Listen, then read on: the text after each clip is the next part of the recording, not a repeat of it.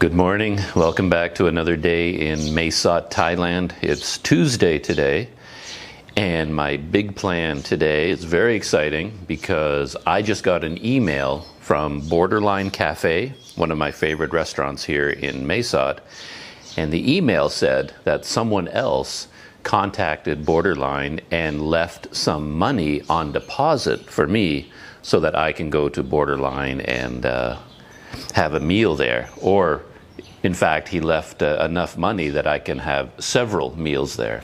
So thank you very much. Winston is the name I was given. Winston contacted Borderline and made these arrangements for me. So my plan is to go to Borderline today for lunch, try something else on the menu there, and I'm really looking forward to that. But before I head out into the city for lunch, I have something else to show you. Yesterday I got a surprise visitor. You might remember Brett. Brett sent me an ice cube tray in the mail. You know, he picked it up and sent it to me in the mail so that I could have ice with my whiskey and my other drinks here at the guest house. And that's been amazing. I've used it pretty much every day. And Brett, he dropped by the guest house. He lives not far away from Mae Sot, I guess, in a village out in the Thai countryside here. And he came to Mae Sot on some other business, and he thought he'd drop by and say hello, which was great. I got to meet Brett, got to chat with him. That was a lot of fun. And he brought me a few presents. So I just wanted to show you what I have now. It's all very exciting. He did pick up another one of these OTG adapters for me.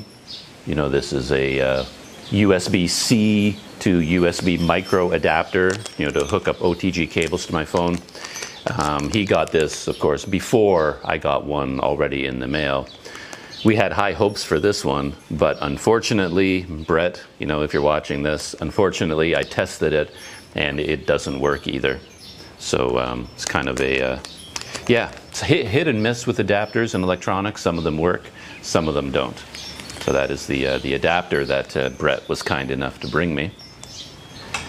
But a very exciting gift is here inside this box.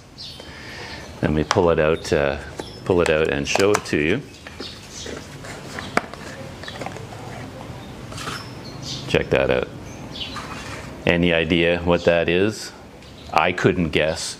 I don't know if you can guess either what this is just from looking at it. When I saw it at first, I thought it was like some kind of a coffee filter. You know, you put a filter in here and then you make coffee or something. But what this is another ice maker. And this device makes a single perfectly round ball of ice. It basically makes an ice cube in the shape of like a soccer ball or a basketball. And I just brought this, I just took this out of the freezer. This is the first time I've seen this myself. So this rubber seal, you know, has a rounded top, comes off the top. And then inside we have, look at that, a huge ice ball. Isn't that the most amazing thing? A giant ice cube, a ball of ice. And I know what you're thinking. You're thinking, but Doug, that is way too big to fit into your whiskey glass, right? Look at the size of that ice cube. You know, it's the size of my fist. That's not going to fit inside my whiskey glass. So, like, what are you going to do with that? Well, I'll put it back in here for now because it's melting. You know, I understand your question. You're wondering what in the world I can do with this, but you're wondering because you don't know Brett. I know Brett. He's the master of ice. And in addition to this ice cube maker, he brought me a portable travel hot and cold coffee mug, which of course is the perfect size for my new ice ball. Let's see. So we've got this giant ice cube here, and then it fits right inside there. And then pour cold drink in there, and this is an insulated cup, so it will keep drinks hot and cold. And with that ice ball in there, Brett tells me that like the size of this cube and the giant surface area, it keeps things cold a really long time. So that is very exciting. And the lid on this seals it nice and tight. So there you have the perfect travel mug for my hot and cold drinks. So very exciting. Thank you very much, Brett, for this. And I know what some of you are now thinking. You're thinking, but Doug, how in the world are you going to carry this around with you all day? I mean, you need one hand for your camera, and maybe you need another hand to do something else. I mean, are you going to walk around like this all the time? Well, Brett had an answer to that too, and no, I'm not going to walk around all day just holding this cup like this. He also picked up a handy travel foam bag for the cup. He thought of everything. So this cup slides inside there, and we have a handy strap, and I could hang this from my knapsack, or of course put it in the pockets of my knapsack or whatever I want to do, and we're all set to go. And if you have sharp eyes, you probably noticed that this was specially chosen to match my new shirt, Manchester United, and on the cup, Manchester United. So, Christmas came early for me yesterday when Brett dropped by. Okay, time to pack up my ice cube tray, my ice cube boulder maker, ice cube soccer ball maker. Put this back in the freezer, pour in some water and make another ice cube for later. And head out to Borderline for lunch. I should say, if you're looking at my eyes and I look really tired and bloodshot, my eyes are bloodshot, but I am not tired. It's because one of those guys came around. You see them in Southeast Asia all the time. He's got like a backpack and then a giant hose, and he moved all around the grounds here at the Green Guest House and fumigated for mosquitoes. So they were spraying, this thick white gas all over the buildings underneath them and around my windows and things. So I guess some of the gas crept into my room, and then my eyes have kind of been burning ever since. So that explains the bloodshot eyes if you're seeing that. All right, let's go to Borderline for lunch.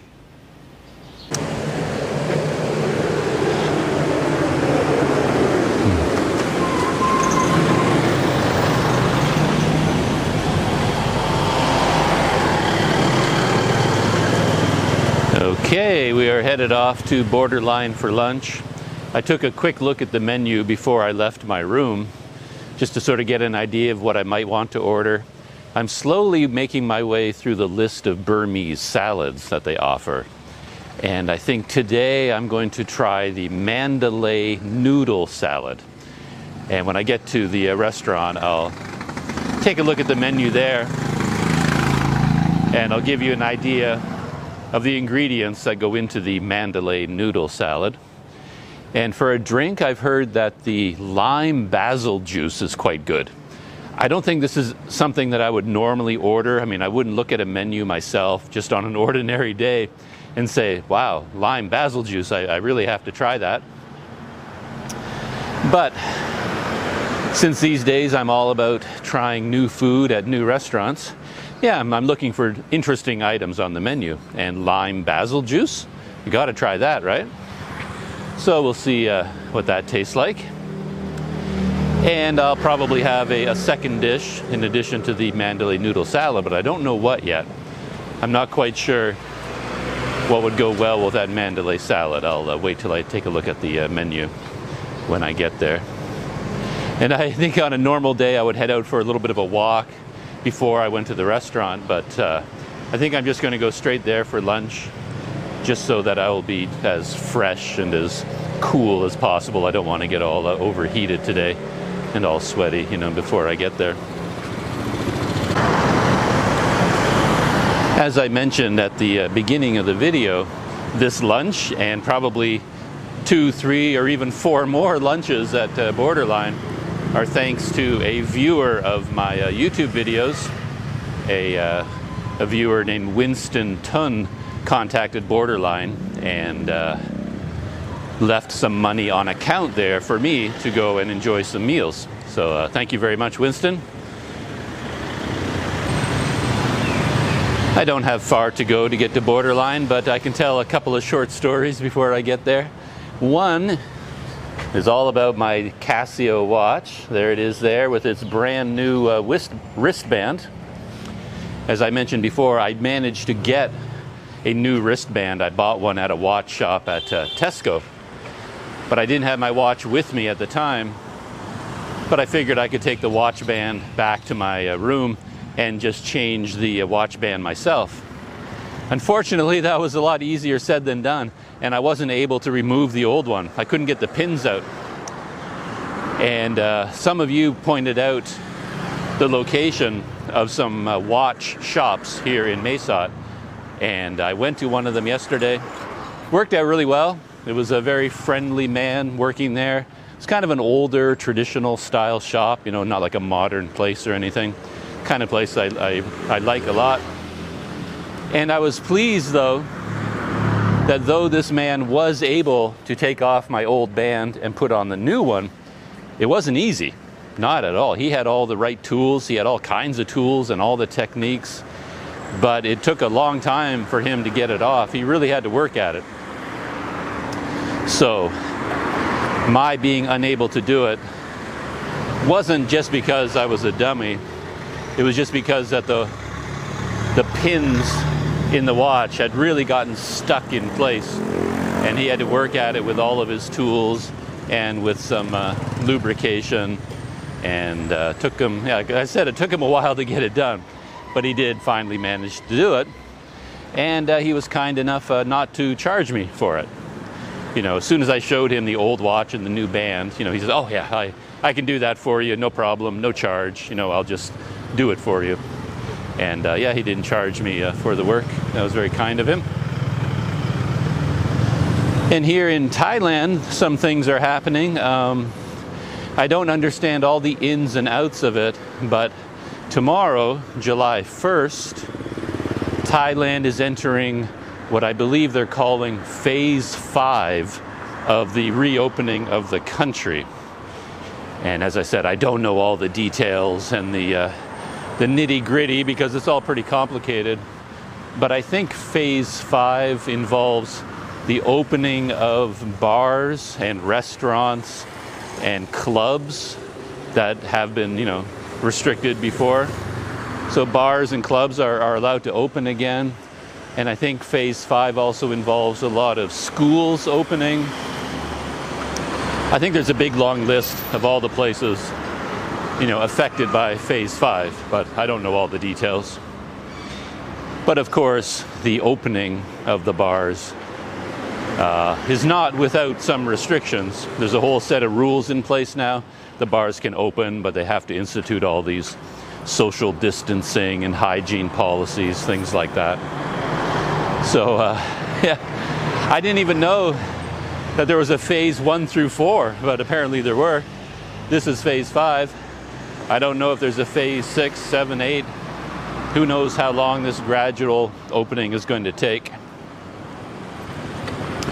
But yeah, that all is happening tomorrow, July 1st, Phase 5. So here we are back at Borderline Cafe, Shop and Gallery. And the tea garden in the back is where they serve their meals. And I'm just going to head directly back there.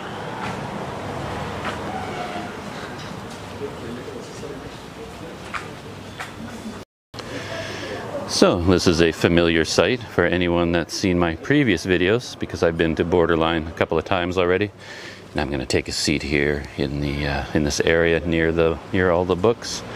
And then they have a another seating area over there, little table, but then you can sit down on the ground there, another table there. A few people here today to join me, so yeah, I'm going to just take a seat and take a look at the menu.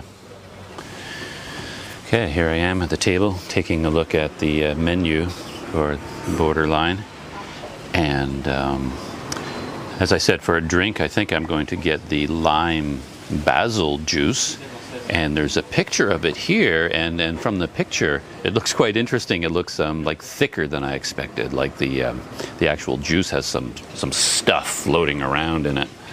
Let's see if you can, yeah, there it is there. See if the camera will focus on it.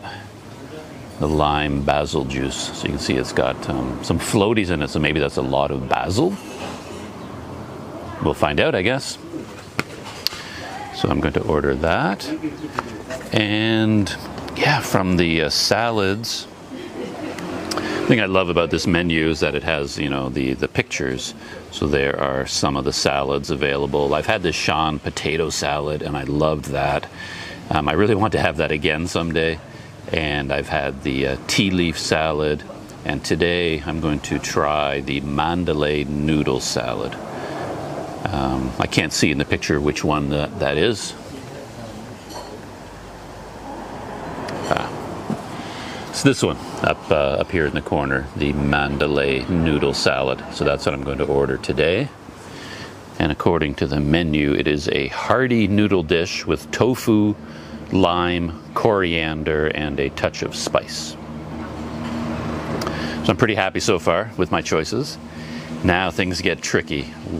What to have with my Mandalay noodle salad.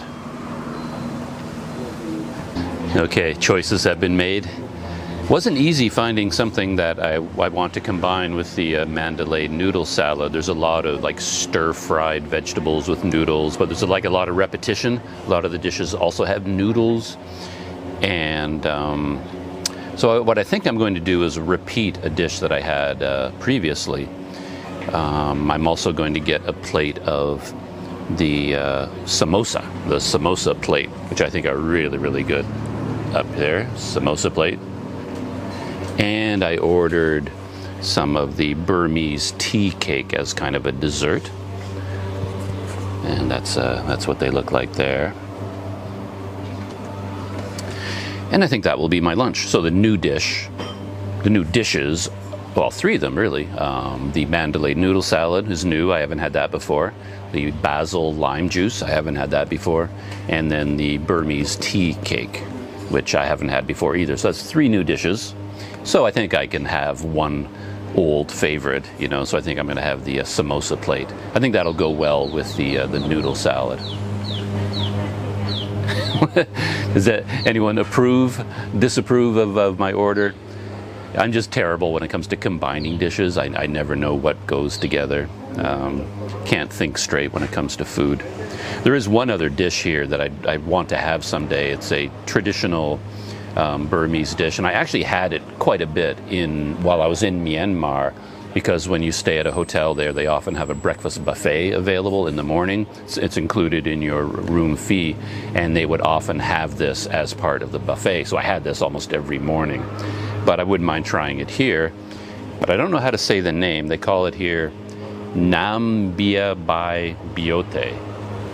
Okay, and it's basically chickpeas, flatbread and chickpeas, and it's a very common breakfast dish in Myanmar.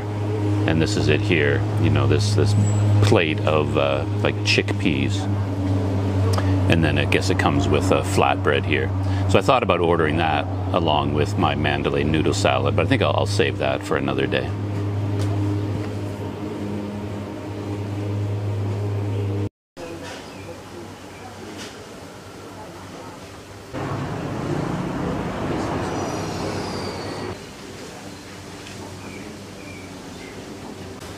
Well, my lunch has arrived, and oh, it looks so good. And again, once more, I'm really hungry, so that helps a lot when it comes to appreciating food.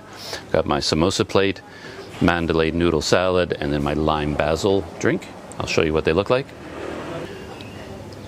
All right, there are the samosas, the famous samosa plate. The Mandalay noodle salad smells really good. And the most colorful of the bunch, the lime basil juice. Look at that.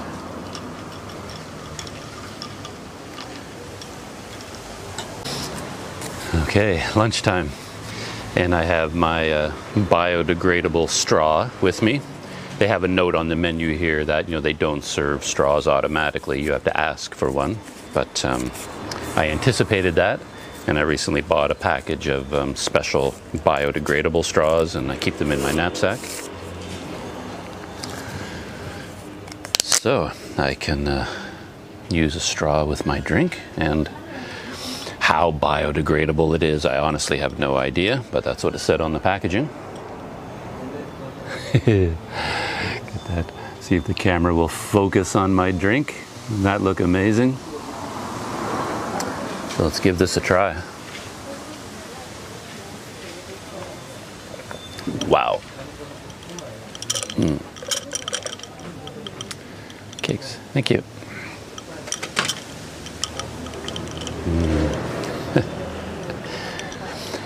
I said wow because that has a strong flavor. They're not messing around.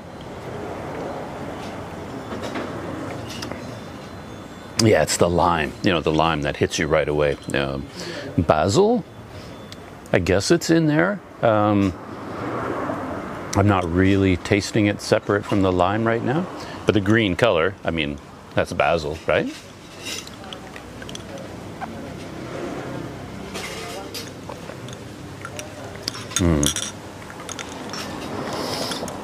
It's good though. Yeah, I like that a lot. I'm surprised that I like it as much as I do, because it does have a strong flavor, and I'm not a big guy for like really strong flavors, but that's pretty good. Try one of the samosas. I know these are good. I've had them before.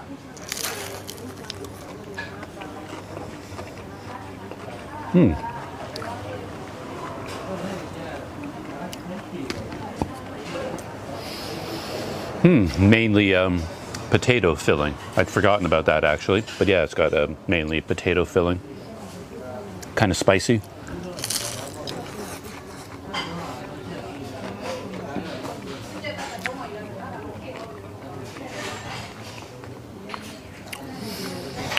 Let's try some of the dipping sauce.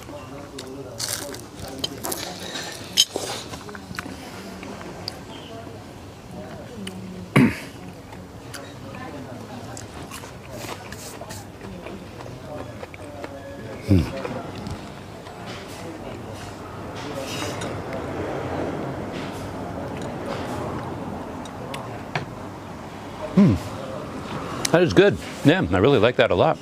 It's really growing on me the more I have too. Okay, let's try some of this Mandalay noodle salad. I don't think there's going to be like a big surprise here, like a big taste surprise, but you never know.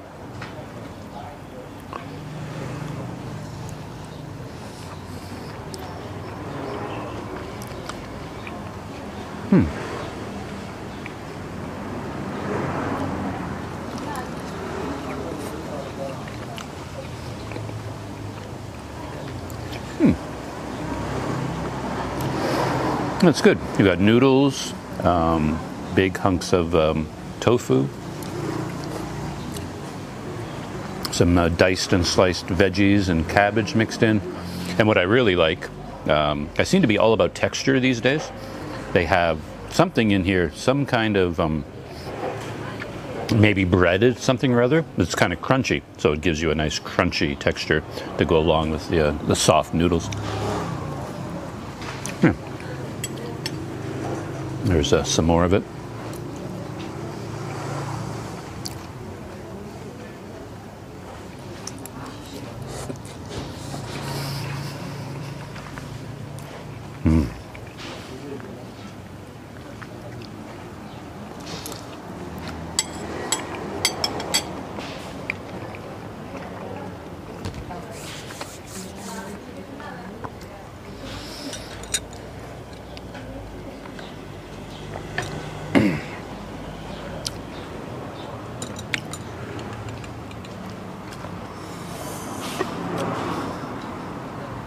Okay, so I'm going to settle in, enjoy my lunch. I think I'm going to get some more ice to fill up the rest of my basil lime juice, because I'd like to have it nice and cold. So I'm going to get some ice, settled in for my lunch and settled in with my book. This is what I'm reading right now, in case any of you are curious. The Box Garden by Carol Shields. She's very well known for her book, The Stone Diaries, which I read a long time ago. I'm just a few pages into this one, but yeah, I'm enjoying it quite a bit so far. All right, lunchtime. The lion's share of my lunch is over. I finished the samosas and the Mandalay noodle salad, and they brought out my Burmese tea cakes, which I have right in front of me. I'll show you what they look like. And there they are, Burmese tea cakes. And of course, you would normally order these along with a cup of tea or a cup of coffee, something like that. But I just ordered them for a kind of dessert, just an extra snack to round out the meal. Okay.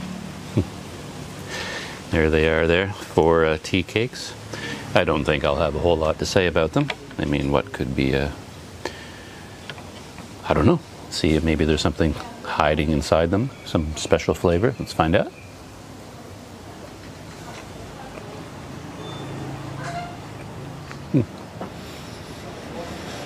Yeah, your basic kind of muffin. There isn't really anything hiding inside them.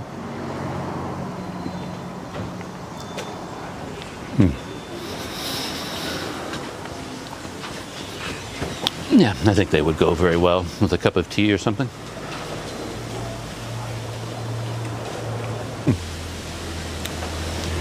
I wonder if over time you learn to identify flavors more quickly, because again, there's a flavor in here. There's a taste that I know. I recognized it instantly, but I can't tell you what it is. It's the strangest thing. Maybe if you do, a lot of videos about food, maybe it's like any skill. You start to develop your sense of taste and you associate words with tastes and things. I don't know. But I know that taste just as well as I know anything, but for some reason I can't identify it. I don't know what it is. Oh. No. I have no idea. It will remain a mystery. So I think that is the end of my lunch and a little bit of my lime basil juice left.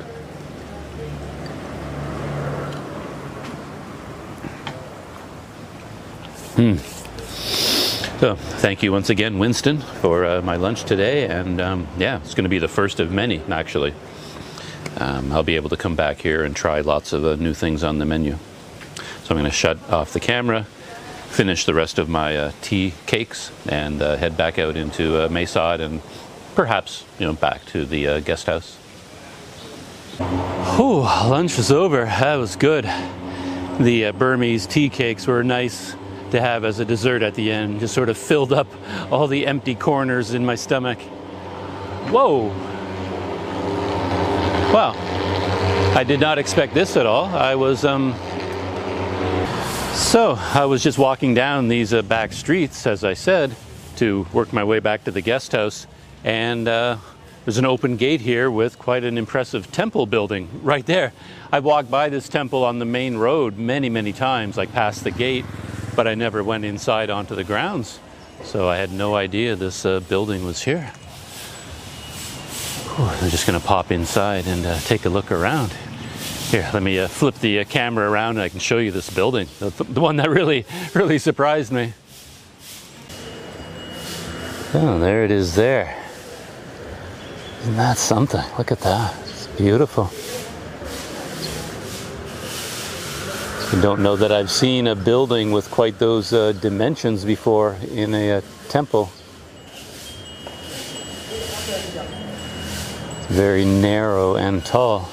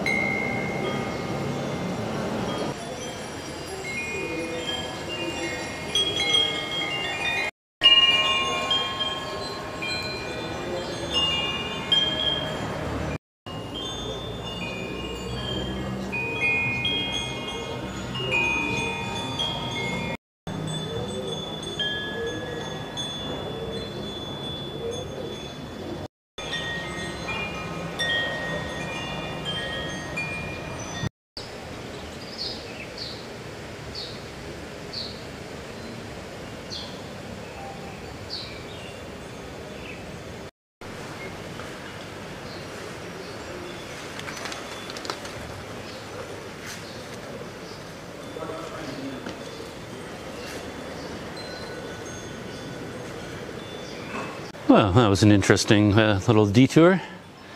As I said, I knew that temple was there, and I'd passed by the front gates many times, but I'd never actually gone into the grounds. I didn't know there was such an interesting building located in there. So I'm in the back streets of Mae Sot, just winding my way through here on my way back to my guest house. And I was thinking about an interesting podcast that I listened to last night. It's particularly interesting considering, everything that's going on right now. The podcast was from Planet Money. It's probably my favorite podcast. And it was all about the very first vaccine. And, because everyone is sort of pinning their hopes on the world getting back into, ordinary life based on a vaccine being developed. And of course, once there's a vaccine for COVID-19, then in theory, the whole world can get back to normal again. So everyone is kind of waiting for this to happen. So this podcast was all about vaccines in general, and they focused on the story of the very first vaccine, which happened to be the vaccine for smallpox. And it was a fascinating story, and it made me think a little bit about knowledge too, because it's such an amazing story that I'm pretty sure I heard it before. I have an interest in biology, I read a lot, I watch a lot of science shows and this kind of thing. So at some point in my life, I'll bet I'd heard the story about the smallpox vaccine before. But of course, you can only put so much information in your brain at one time, right? So even though I probably knew this whole story before, when I was hearing it last night, it was like I was hearing it for the very first time. I just happened to be crossing a bridge over another one of these rivers or canals in Mae Sot. And there's a walkway along here too. So of course I can't resist. I'm going to have to walk along here and see where it goes. It's kind of interesting to see how the sidewalk is suspended there. There's nothing supporting it underneath. So one has to hope that there's good metal bracing under there holding the whole thing up. Anyway, I'm just going to go for a walk along here. And I guess the story of smallpox goes back to the very beginnings of human history. I guess smallpox has been around for as long as there have been humans on the planet.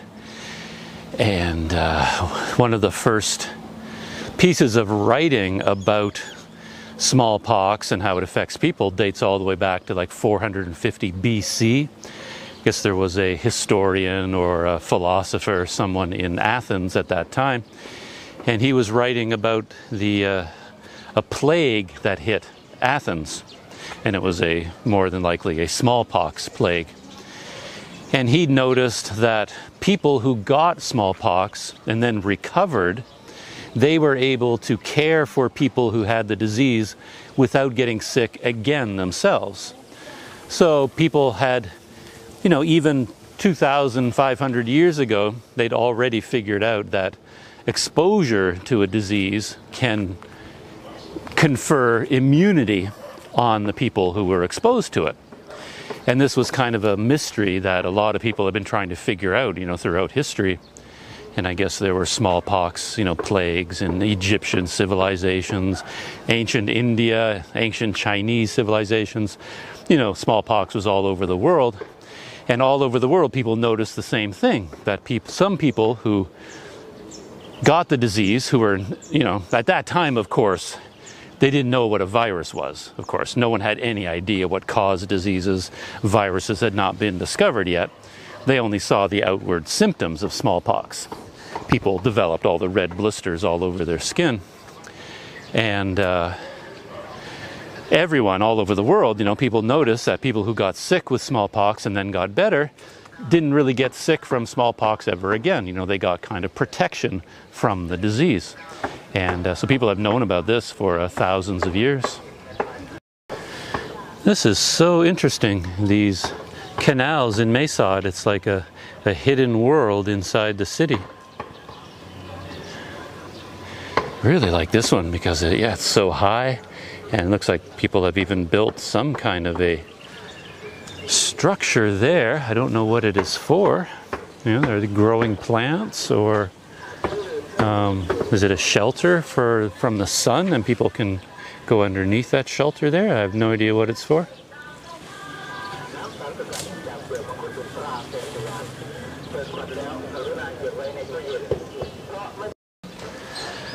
Gotten a bit closer to this structure that someone built alongside the river.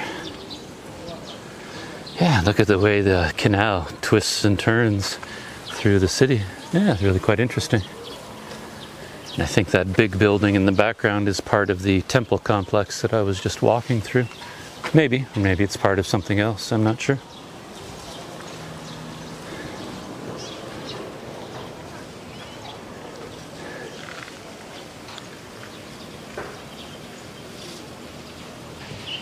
And to get back to the story of smallpox, apparently the very first vaccine for smallpox, or the attempt at a type of vaccine, was in China during the Middle Ages. The podcast didn't give any details about how this was discovered or who discovered it. But what they did in China was they took some of the scabs, the scabs and the pus from smallpox sores, took them away from the patient, dried them, and then crushed them into a powder.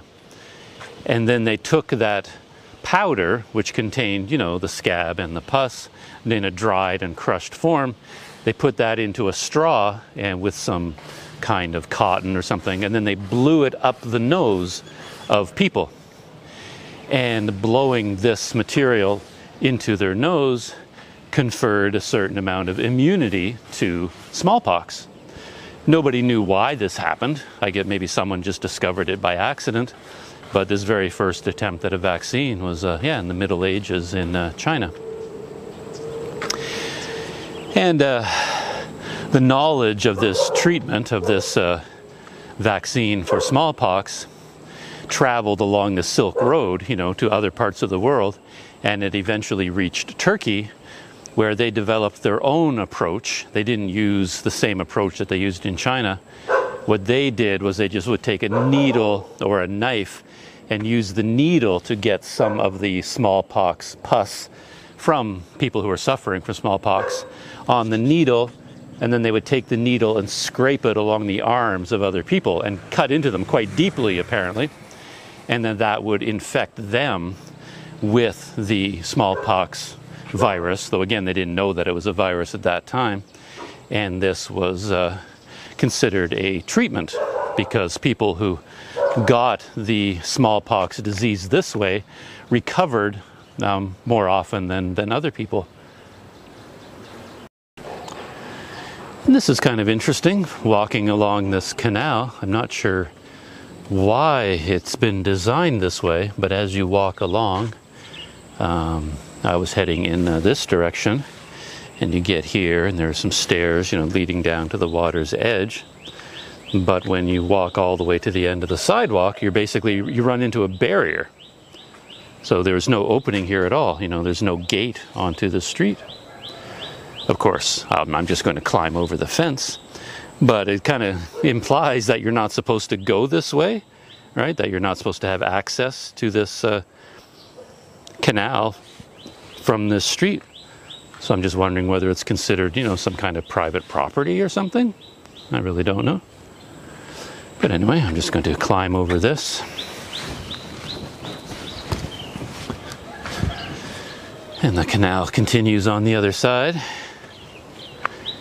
Yeah, and then you can see it curves around this way and heads off in that direction. So I'm going to keep walking along beside it and see where I go.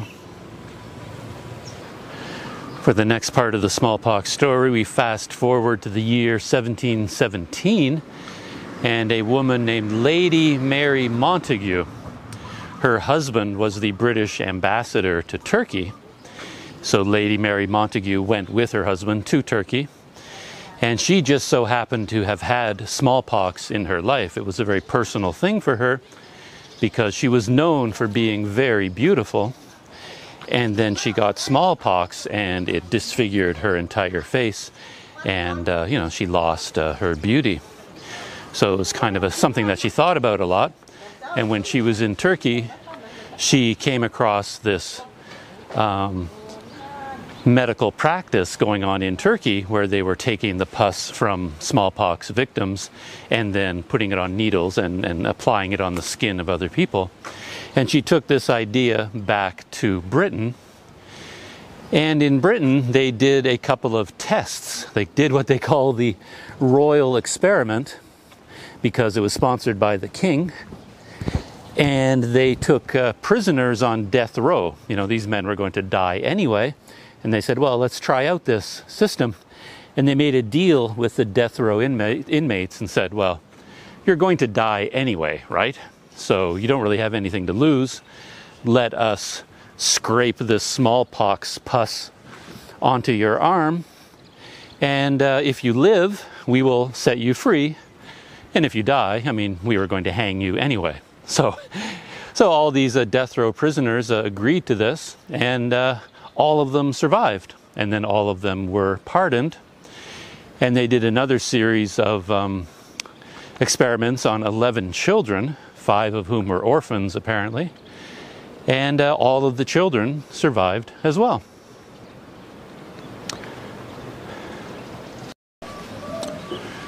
Still walking along the canal, and I've reached a kind of a little house here. But I think I can walk past it and continue along the canal.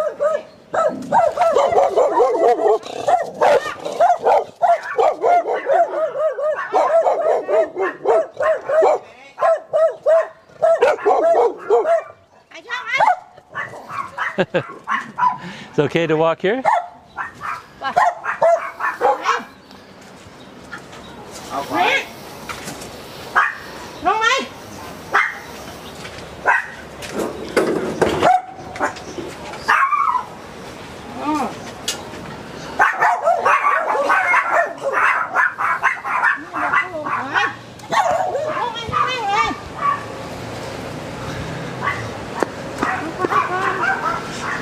Thank you for your protection.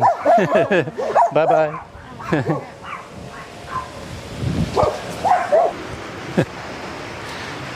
A little bit of an adrenaline jolt there. Ahead of me there was a very tiny dog barking at me. I wasn't worried about that little puppy. But while all my attention was focused on that little dog, a big one, a big black and white one, came up right behind me.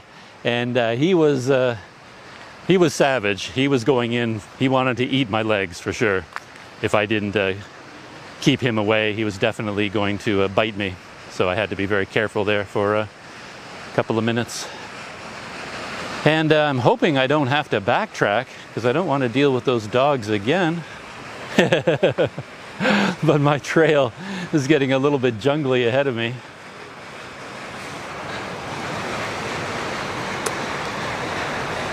Here's the trail. Oh, okay, yeah, it does open up. I thought at first it was blocked here and I wouldn't be able to continue. Because, yeah, I don't want to go past those dogs again. I'm sure I'd get by them just fine. But the owners would probably be quite concerned. I don't want to cause more trouble for them. Yeah, what a secret world here in Mae Sot I've discovered.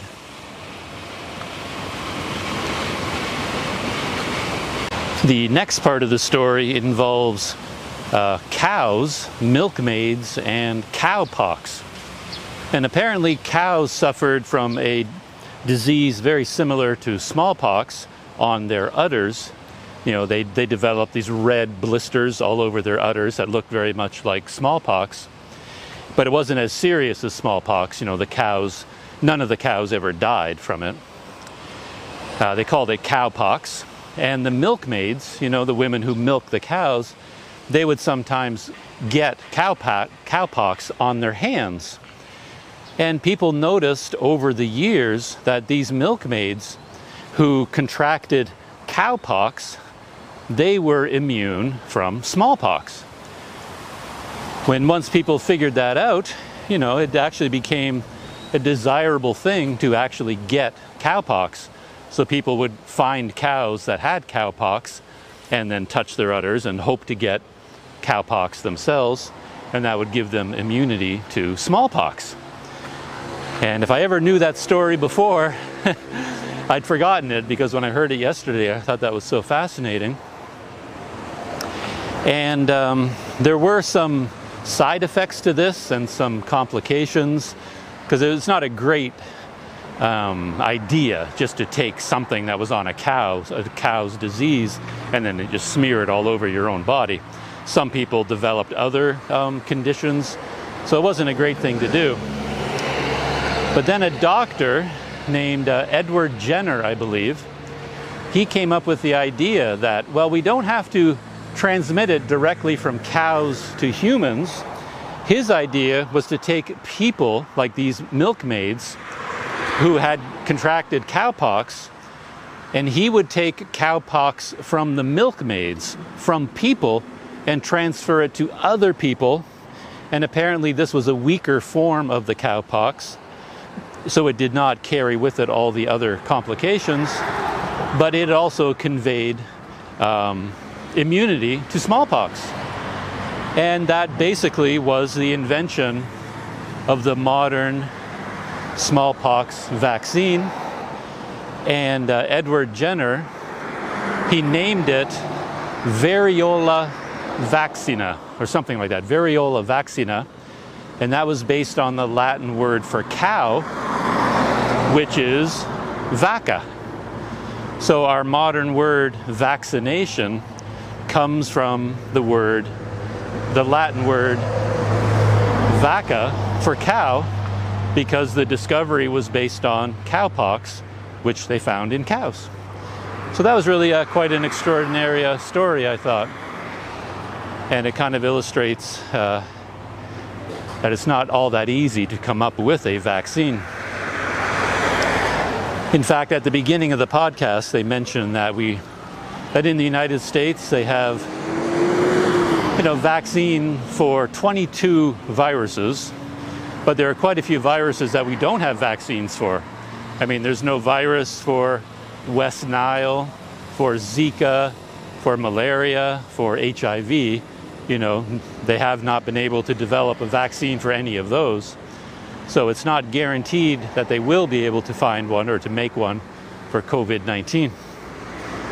So anyway, it was quite an interesting podcast, something to listen to. How we found the vaccine for smallpox. Well, I made it out of the canal district, and I'm just walking through another part of Mae Sot, heading back towards my guest house.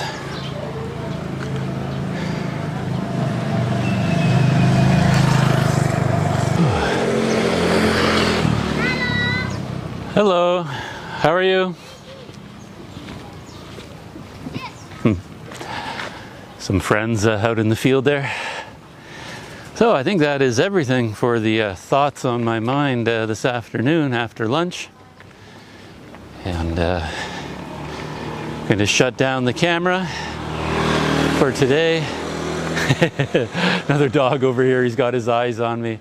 I think he's friendly though. And assuming I don't get attacked here, I will see you in the next video. I might have spoken too soon because I'm crossing over another part of this canal, or maybe a totally different canal. And I think if I follow this one, it actually does take me back to my guest house. It's interesting, on the right side, there's actually a barrier. Somebody built a wall out of that sheet metal, and there's a door there. So I guess that's not safe to go, but here on the left, everything seems to be open. And I see a couple of guys over there riding their bike along the canal.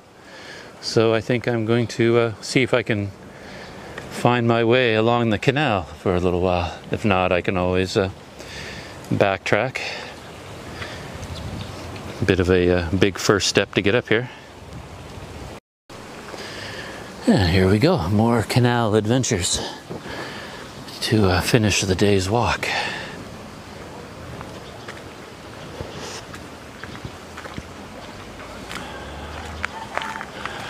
Oh, it's a really interesting compound over here. Looks like it's some sort of an industrial site for cement work. They build cement poles or transport them here. I don't know what all these houses are. Maybe people live there, the construction workers, or part of the company, I'm not sure. So here's the cement mixer, you know, they mix by hand. And it looks like they have simple frames here where you can make them one by one, pouring the cement inside these metal tubes there, and then you take the metal frame away from the outside, and now you've made one of these pipes. And there's a bigger one over there. The one in the middle of the screen now, that one has the metal frame. I keep calling it a frame, but there's another word for it. Mold, I guess, like a metal mold. And they pour the cement into that mold. And then when they remove it, they get one of these cement rings. Yeah, all done by hand.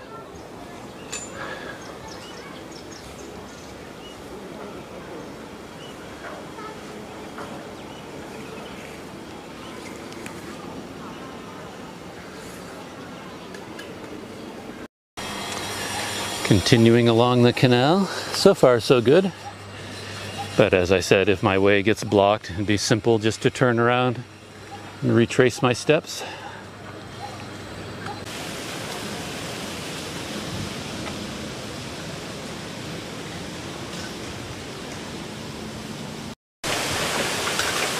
And this is always cool to encounter, like a bamboo cluster, small grove of bamboo trees.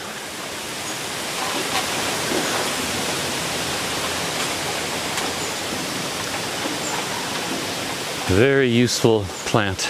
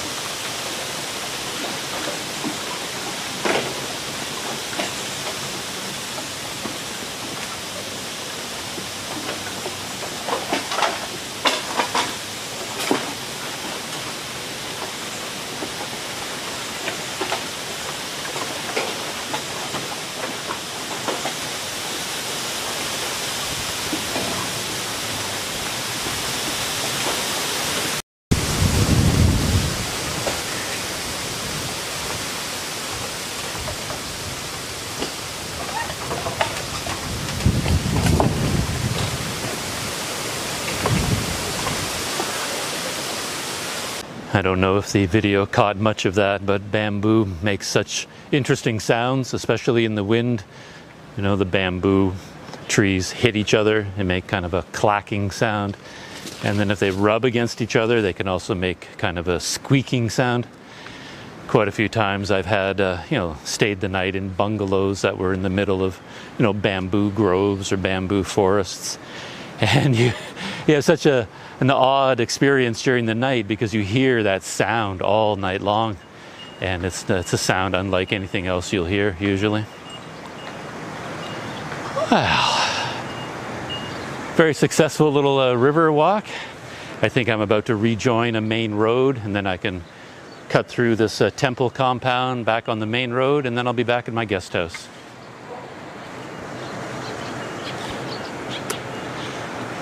Here it is over here, I think, the canal sidewalk ends at this road, and then there's the big temple, the stupa near my guest house. Oh, yeah. I came down here many times before, and I often saw groups of men down here at the bottom of those steps, and they would be bathing or washing clothes down there. Yeah, I know exactly where I am. I just never came on this side before. I was always walking along the other side. I never crossed over here before.